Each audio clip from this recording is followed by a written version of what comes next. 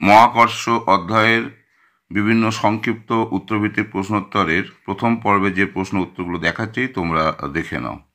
দেখো, প্রথম প্রশ্ন দেয়া আছে এবং এর উত্তরটাও আমি করে দিয়েছি, তোমরা দেখে নাও। দেখছো কিভাবে আসছে। 1 SI মহাকর্ষীয় একক সমান মহাকর্ষ ধ্রুবকের একক 10⁻³ সিজিএস এককের সমান। কিভাবে করলাম দেখে নাও।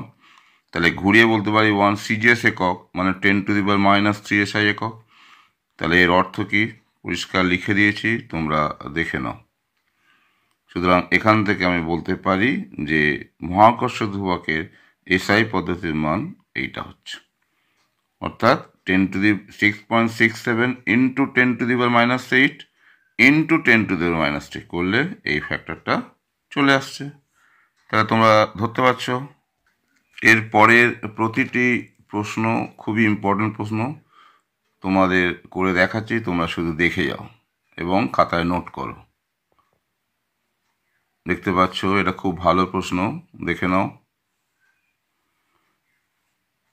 এবার এই যে জিনিসটা, এটাকে বিকল্প এভাবে করা যায়, কিন্তু এই যে ক্যালকুলাস মেথডের এই যে সম্পর্কটা, এটা করা অনেক বেশি যুক্তিযুক্ত, কারণ এরকমভাবে পরীক্ষকরা পছন্দ করে। তোমরা এটাও করতে পারো, এতেও পুরো নম্বর পাবে। ওকে, নেক্সট 3 প্রশ্নটা দেখো কি বলেছে, দেখে নাও। পৃথিবীর ভর আর চাঁদের ভরের সম্পর্ক দিয়েছে, তাদের ব্যাসের সম্পর্ক দিয়েছে। ভূপৃষ্ঠে কোনো বস্তুর ওজন যদি এত হয়, তাহলে চাঁদে ওই বস্তুর ওজন কত। প্রথমে দেখো আমি তুলনা করে দেখিয়েছি যে ভূপৃষ্ঠ চন্দ্রপৃষ্ঠে অভিকর্ষ ত্বরণের সম্পর্ক কেমন হয়, 5 গুণ।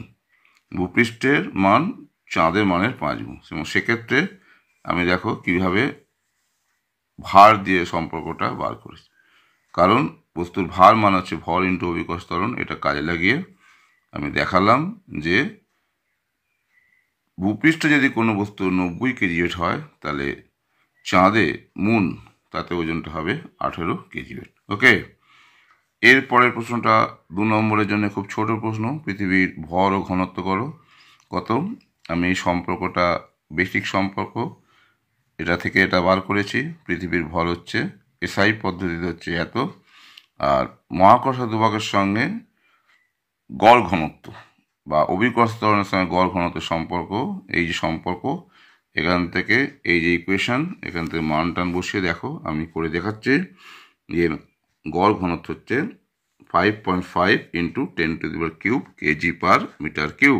ওকে, এবার একটা মহাকর্ষ বিভবের একটা অঙ্ক দেখাচ্ছি। প্রশ্নটা তোমরা ভালো করে দেখে নাও।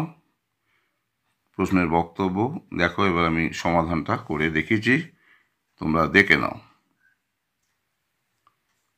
তাহলে বুঝতে পারছো কীভাবে হলো।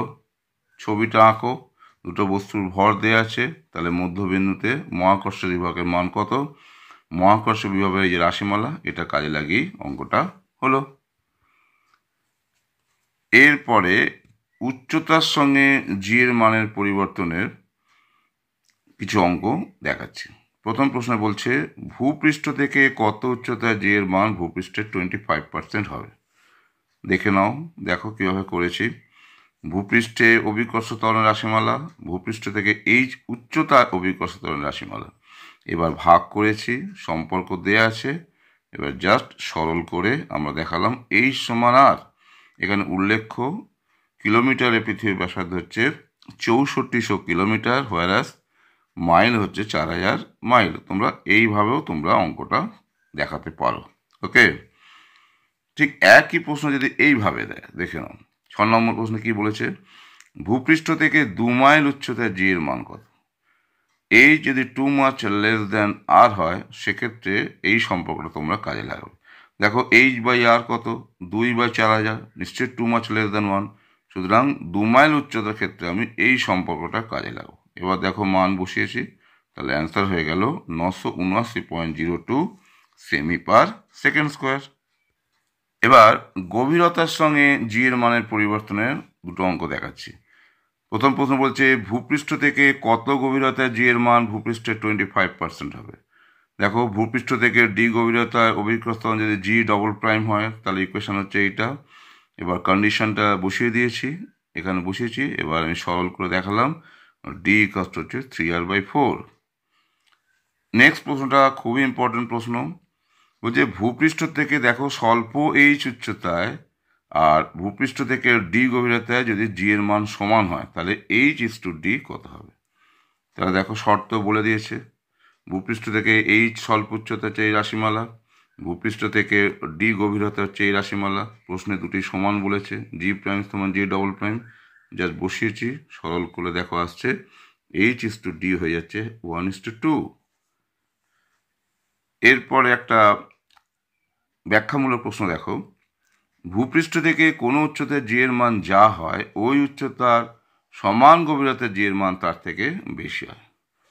এটা আর কিছু নয়, এই যে ইকুয়েশন, এই স্বল্প উচ্চতার রাশিমালা হচ্ছে এটা, এখান থেকে আমি বার করেছি, দেখো এইটা সমান হচ্ছে এইটা 1 নম্বর সমীকরণ, গভীরতার রাশিমালা হচ্ছে এইটা, এখান থেকে দেখালাম এইটা। তাহলে যদি 1 আর 2 যদি তুলনা করি তাহলে দেখো আমি লিখতে পারি G- G' equals to 2 into G-G'। সুতরাং এখান থেকে আমি সিদ্ধান্তটা বলতে পারি। দেখে নাও কি লেখা আছে। তাহলে আশা করি এই প্রশ্নটা তোমরা ধরতে পারছো। এবার একটা গ্রাফিক্যাল কোশ্চেন দেখো, এটা তোমরা টেক্সট বইতে পাবে, তবু আমি দেখাচ্ছি যে ভূকেন্দ্র থেকে দূরত্বের সঙ্গে অভিকর্ষ ত্বরণের মানের পরিবর্তন লেখচিত্র সহকারে দেখো। দেখতে পাচ্ছ, এটা খুব ভালো প্রশ্ন, 2 নম্বরে খুব উপযোগী প্রশ্ন।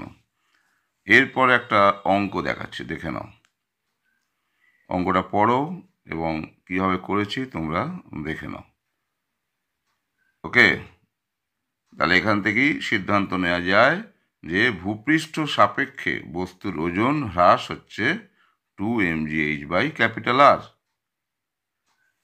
এরপরে প্রশ্নটা দেখো, এটা খুব ভালো প্রশ্ন, পৃথিবীর ব্যাসার্ধ বর্তমান ব্যাসার্ধের যদি দ্বিগুণ ও ভর যদি অপরিবর্তিত থাকে তাহলে ভূপৃষ্ঠে কোনো বস্তুর ওজনের শতকরা পরিবর্তন কত হবে। দেখে নাও কীভাবে করেছি স্টেপগুলো, তাহলে নিশ্চয়ই বুঝতে পারছো কীভাবে হলো। এটা হলো ওজনের মান, দ্বিতীয় ক্ষেত্রে ওজনের মান, প্রথম ক্ষেত্রে 4/1 এবার এটা যদি পার্সেন্টেজ করতে হয় সেক্ষেত্রে দেখো কীভাবে আসছে, 75% ওজন হ্রাস পাবে। ওকে, এবার দুটো হার্ড প্রশ্ন দেখাচ্ছি, বাইনোমিয়াল থিওরেম কাজে লাগাতে হবে। প্রশ্নটা দেখো কি বলেছে, ভূপৃষ্ঠ থেকে এইচ উচ্চতায় ও একই গভীরতা অভিকর্ষ ত্বরণ যথাক্রমে G1 ও G2 হলে প্রমাণ করো, হচ্ছে এটা দেখাতে হবে। তাহলে তোমরা দেখেছো যে এইচ উচ্চতায় ইকুয়েশন হয়, ভূপৃষ্ঠ থেকে এইচ গভীরতায় কি হয়। এবার G2/G1 যেহেতু বার করতে বলেছে তাহলে আমি বার করে দিলাম। এইবার এইখানে তোমরা লক্ষ্য করে দেখো একটা দ্বিপদ উপপাদ্য প্রয়োগ করতে হবে। এখানে 1 - 2h/r (1). এবার এখান থেকে এই স্টেপটার পরে আমি এই স্টেপটা লিখব, কারণ দ্বিপদ উপপাদ্যের ক্ষেত্রে h too much less than r হলে এখানে একটা যদি h/rকে মনে মনে যদি n ধরে নাও, ফর্মুলাটা হচ্ছে x, তাহলে 1 - nx 1 - x (n) হচ্ছে 1 + nx। এই ফর্মুলাটা এখানে কাজে লাগাতে হবে যখন হায়ার টার্মস আর নেগলেক্টেড। তাহলে এটা বসালাম, এবার এখান থেকে দেখো এটাকে গুণ করেছি, গুণ করলে দেখো সরল করলে এই জিনিসটা আসছে। এবার যেহেতু h টু মাচ লেস না তাহলে একে নেগলেক্ট করা হবে, এবার সরল করলে এই জিনিসটা চলে আসছে। সুতরাং G2/G1 প্রায় এটা বলা যেতে পারে, বা G2 = প্রায় এইটা। ওকে, এরপরে আর একটা প্রশ্ন দেখাচ্ছি, এখানে দ্বিঘাত সমীকরণ কাজে লাগাতে হবে। ভূপৃষ্ঠ থেকে এইচ উচ্চতায় ও একই গভীরতা অভিকর্ষ ত্বরণ সমান হলে প্রমাণ কর, হচ্ছে এইটা দেখাতে হবে।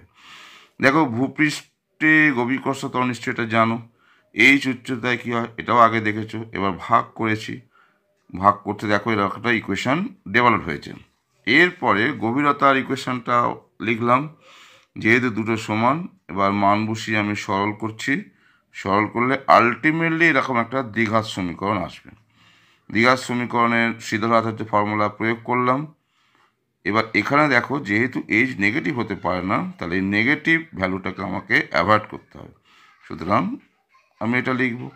সুতরাং এত উচ্চতায় এই কন্ডিশনটা স্যাটিসফাই হবে। সুতরাং আজকে মেনলি মহাকর্ষ সূত্র সম্পর্কিত, উচ্চতা এবং গভীরতা সম্পর্কিত কয়েকটি প্রশ্ন দেখালাম। তোমরা এই জাতীয় আরও প্রশ্ন কোশ্চেন ব্যাংকে পাবে, এগুলো করতে থাকো। তাহলে আজ এ পর্যন্ত।